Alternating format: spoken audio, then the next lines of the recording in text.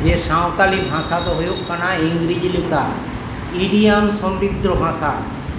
Meet कथाते अडी मारांग बुझ दाड़े हचोया इना तेगे आबो तालारे मिना और धरती रे जहाँ रेगे सान्ताल मेना कोआ इना तेगे सान्ताली भाषा को बजाय दोहो कदा तेहें खन्नान उपाध्याय ब्रह्मबान्धव स्मृति पाठागार रे आबो हर हपना इदी काते हापेन दिन रे चेल काबोन ताड़ामा उना इदी काते मिटन गालोच दोहो कना और नोडे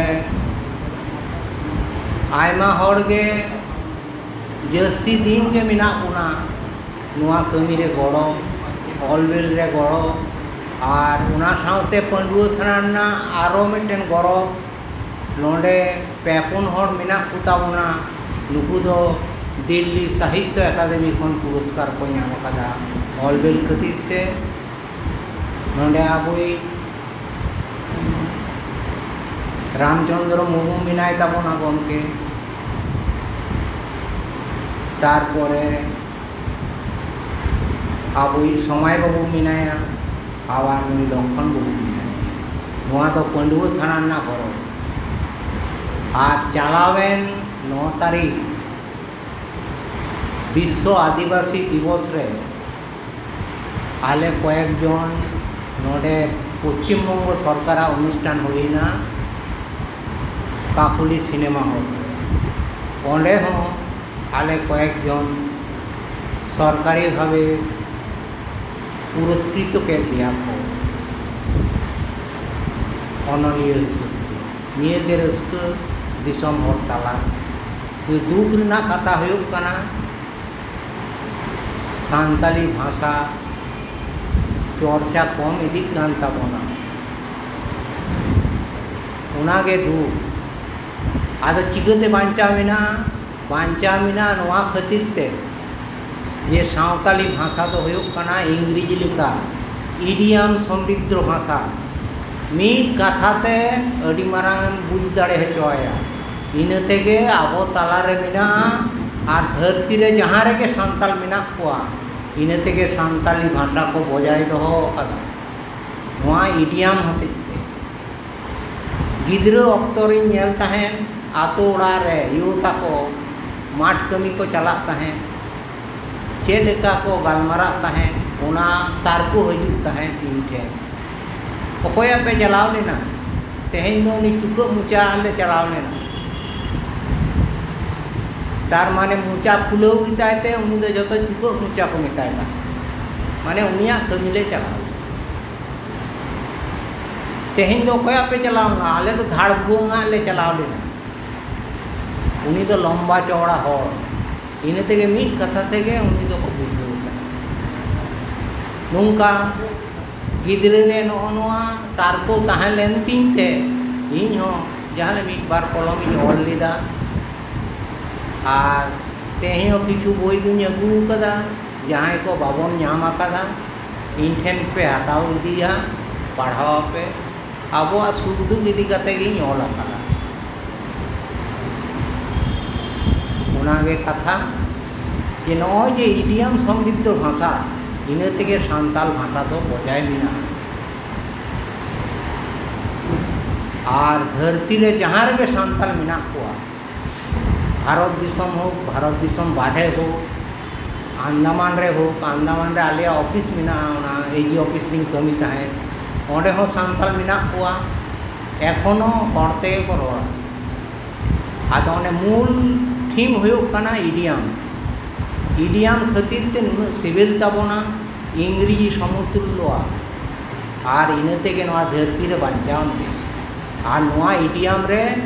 आबो उसकुर इदी हुयुग ताबोना जहाँ लेखक मेना बोना ऑल बेल दाबोन काहिनीकार मेना बोना चर्चा इदी दाबोन नोआ चर्चा जास्ती इदी हुयुगा दुख रिना व्यापार नितो तो यात्रा चाबायन ताबोना उना अडी मारांग मिदटेन आबोआ जातिया तालारे उद्गव रिना डाहार ताहेलेना यात्रा चाबायना गोटा गे चाबायना मिद समय नोआ यात्रा आबोआ जाति तैयार रे समाज उतनव रे अडी अडी नापाय नापाय काहिनी बोन नाम आकादा आमा इया उड़ा रे घटा काना उनकान घटना होबोन नाम आकादा और उनकान अनलिय हो को तैयार लेन ताबोना नितो ओना को हसी दिना दुख दो अडी मारांग होते नितो जहां मिना बोना पढ़ाव बेसी हुयो ताबोना किरिंग तो बाबन किरिंगा दैनिक कागज हो खबर कागज हो अडी उड़ा रे बाबन ये मेटेन कागज ये तो अर्सी काना हतो बेसी बांग रे हो अडी किछु खबर को बन नामिदा दैनिक पेपर रे अडी उड़ा रे खबर कागज हो बाबन किरि नौनकान अवस्था जहां दाड़ेया हो आम दो किरिंग में से किरिंग में आतुरेन गिद्र को मा को पढ़ा पे नोआ कागज नोडे नोआ क्लब रे मिना नोआ को गटी टैग होयो ताबोना टैग तो बन हिडिंगा कोटिन नीचे मायने बनू ताबोना पेंशन हो उनका गे होई कान ताबोना गटी टैग ताबोन पे बाबन टैग लेखान अडी मुश्किल हुडिंग ऑक्टो खन जहां नेल लेदा नोआ खन्ने इलाका रे ओना तो हसूड़ चाबा आम दो बरसीजम चलावें खान के लिए उनी तो चांदा लगी के हजुआ है मिता को पे आलो बनू गया उड़ा रे उनका लिया इनकन घटना हुयो तो कमियाम चिकते टाका बांग गिडी लिखान कमी बांग हुयो नय जे नोआ गोमो मांगो उपाध्याय नोआ बन हताव कदा नुई नुंकान होने ताहलेना नुई के तो विश्व कवि रवींद्रनाथ उपाधि मा देता है ताले चेल लकान होने ताहन और नुई गय लेना जेल रे स्वाधीनता संग्राम हिसाब ते बंगबंधु उपाध्याय दो भारतीय इंग्रेज अमर रे जेल रे गय जाकना उनिया स्मृति तेगे नुआ को बनाव कदा आदा नोडे नुई गमके अनुरोध लेदेया जे नोडे आबो बिरसा मुंडा चितर मिना अंत तो गुरु गमके जाते चितर मेटेन को दोहयमा जुदी पैसा लगा खान एम आबो अदो तीन धरी गालमाराव का बन बाड़ाया ये अंत तो गुरु गमके हम मेटे चितर तहन मा नोआ बिरसा मुंडा दो नोय मिना आको तेगे को तो नुआ दो मेटेन स्वाधीनता संग्रामी नंकानी ये तहलेना बंगबंधु उपाध्याय नुई दो ब्रिटिश आमर रे जेल रे गय जाकना छाड़ा बाको एम का दिया बिलत फिरत हड़े तहन एवं उनिया नुतुम तेगे नुआ ओनागिन लेदा जहां कटी बन लहा कना चाकरी जीवी कना बन बा चाकरी खन बन छुटल कना पेंशन बन नामेदा समय लगी कटी बन टैग मा बोई पत्र एनते निजे निजे किरिंगते आतो गुरुन गिद्र मिना को नोय किरिंग कदा पढ़ाव पे निये टुकुन बन कराव शिक्षा खन बन संगियोक कना मिनिमम मेंटेन चिंता चेतना जुदी बांग तहन ताम खान आदो चेदम चिंताया जाति सम्बन्धे मिनिमम चिंता चेतना बन नोडे मेटेन गमके हे जाकना है नुई दो आबोरेन हांडे झारखंड रेन उनको आबोरेन नुकु अकय दिसम को चलावदा उनको संग उनको उड़ा हर लेकान हर तो तीन हर बन बाड़ाया बिटू मुर्मू ताय ᱧᱩᱛᱩᱢ उनी प्राय गुरुजी तक ठेने चला तीन हर बन बाड़ाया बावन बाड़ाया किंतु आया निजेर पैसा खरच कते चला प्राय चला झारखंड चलाव कते ओंडेना सुविधा असुविधा खोज खबर हताव कते किंतु अडी हर के बावन नेले इन खोंडे स्टेशन रे टिकट गेट किदा चला कने एवं झारखंड रे ओका कारमाटार तहालेना सावताल इलाका कारमाटार करे विद्यासागर तहालेना उना नुन दिन पर आबोई सांताल हपन ओंडे मुख्यमंत्री होई कते विद्यासागर स्टेशन ᱧᱩᱛᱩᱢে पाल्टाव कदा कोई देखो नुन दिन बाको कराव लेदा ताले चिंते पे उना सम्मान एम कते जे कारमाटार रे विद्यासागर जीवी बतीड़ी जखन तया उनिया सम्मान ते कारमाटार स्टेशन विद्यासागर हो तो नोंकान कमी को हुयो किछु किछु तो कमियत गया उना प्रचार बनुआ और किछु किछु मिना उनका जे उनी है लेनकान ले पे उनी खाली चांदा के खोया है ले पे बनु समाज लगी त्याग होना अब उपाय बनूआ अब जातिया जा परिस्थिति उपाय बनूआ मिनिमाम त्याग जेमन लेखक कवि साहित्यिक को उद्गड़ बना तेमनी समाजकर्मी हो मेना कोआ उनको दो अब कथा बलेस कान सावदा मडी हो एम होयोआ उना जिनिस हो नितार दो चाबा कान ताबोना सावदा मडी एमाय में हेज आकानाय उनी दो उनका के दाणानाय हड़ा सुरदु कते के दाणानाय जुक्ति परामर्श एमा उना आमर रे चिंताय पे बाबूलाल टुडुई ताहेना बड़ो सरसारे उनी प्राइमरी स्कूले बनाव कथा 62 साल तेहेना कथा दोवा भूपेंद्रनाथ मुखोपाध्याय ताहेना ट्राइबल वेलफेयर उनी कमारपाड़ा आदिवासी आश्रम में तैयार करा उनको और उन समय को ताहेना बाबूलाल टुडू लेकान हर तारपरे इन हुडिंग ताहेना बाबा ताको ठेन आंजम ताहे तारपर सत्य मांडी ताहेना चिने वस्तु टुकुरे तामा मोंगलाय ताहेना ताबारे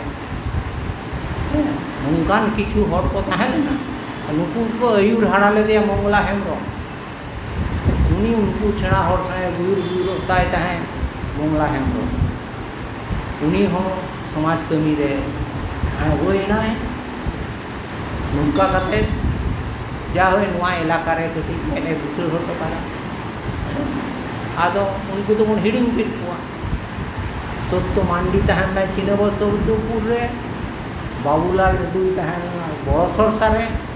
हैं नुकु ना आमर रे नवा पुछना भूपेंद्रनाथ मुखोपाध्याय नुई नितो आबो नोडे हेज कते नुई बाबू गिद्रे लई किदा जिला परिषद में मेटे पदे नाम आकादा लई किदा नवा कुन दाड़ेया नुई बड़ बाबन माय खान चिकते कमी उन समय भूपेंद्रनाथ मुखोपाध्याय ट्राइबल वेलफेयर ताहेना उनी नवा कोई कमी हटो लेदा और उना रेन इतगे आले जहां को नवा करे ले रोड बड़ाएगा नय बुंची बिए उनी के तैयार हट लेदा भूपेंद्रनाथ मुखोपाध्याय ओडे बिना पानी माने जे कुड़ी गिदरा ताहेना बेपा कमारपाड़ा आदिवासी आश्रम तारपन सरसारे तो उनका आदे नुकु सरकारी प्रशासन रे जहां मेना कोआ उनको जुदी बाबन गड़वा को खान बाबन रा हमरा को खान चिकते प्रतिष्ठान को तो होयो ओनागे होयो कना किछु किछु त्याग होयो तबना सिंह जहां हेजु कना सिंह बारे लेखान बांग होयो हैं आर आबवा नोआ आयो आड़ाम दो इडियम समृद्ध भाषा कना इंग्रेजी समतुल धरती रे जहां रे सांताल मेना कोआ एखोनो इडियम होतेते ना सिविल होतेते नोआ भाषा मेना ओना तेगे सानाम कोटेन जहां पे हेज आकान ताबोना जाति दुलड़ होते तेगे एखोनो बन छुटो कान गया हैं आर नोआ कमी जाते होयो मा भागे भाबते जतो हड़ा बड़ सपोर्ट ताहेन मा जुक्ति बुद्धि एम ताबन पे अर्थ एम ताबन पे तबे होयो सानाम कोटेन जोहार चाल काते नोआ मुचुद किदा मानदान अनलिये रवि साधन हेम्ब्रम गंके आयमा आयमा सारहाव बाडाय होचोय काना।